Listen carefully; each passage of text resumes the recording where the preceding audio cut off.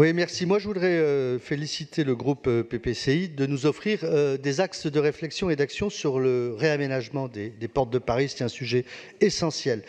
D'abord avec un meilleur partage de l'espace public entre la voiture, les piétons et les autres mobilités, visant à faire des portes parisiennes de véritables plateformes intermodales, une fluidification du trafic au niveau des portes, une redynamisation économique des quartiers autour des portes, la sécurisation des portes et bien sûr l'indispensable et impérative concertation avec les citoyens, avec les habitants et les collectivités autour de Paris.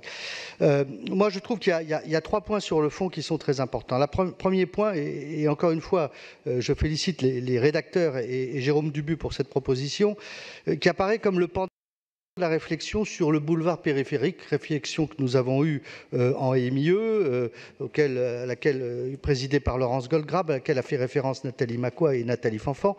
Mais ça pourrait être intéressant d'ailleurs de conduire le plan de réaménagement des portes de Paris dans une démarche commune avec la transformation du périphérique, parce que cette délibération se base en grande partie sur le constat de la MIE périphérique, auquel elle a le mérite d'apporter des réponses complémentaires.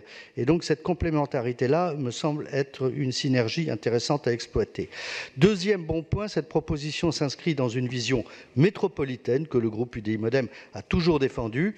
Un tel réaménagement des portes parisiennes permettrait en effet de faciliter les continuités urbaines et les échanges entre Paris et la première couronne, et ainsi de faire émerger de nouvelles centralités à l'échelle de la métropole du Grand Paris. C'est cette dimension métropolitaine que nous voulons souligner et soutenir dans la démarche qui est proposée et qui va de pair avec la concertation avec les communes et départements riverains dont je parlais juste avant. Troisième bon point, c'est que les propositions formulées par la délibération ont le mérite de mettre en lumière les territoires périphériques qui concentrent malheureusement une multitude de difficultés, de handicaps, et de penser une approche concertée et coordonnée pour y répondre. Et ça, c'est un point intéressant. Et maintenant, un quatrième point sur la forme, cette fois, c'est que, à ce stade, la délibération propose des préconisations, un peu comme nous l'avons fait aussi dans le rapport, et n'enferme pas ces opérations d'aménagement dans des projets trop contraints.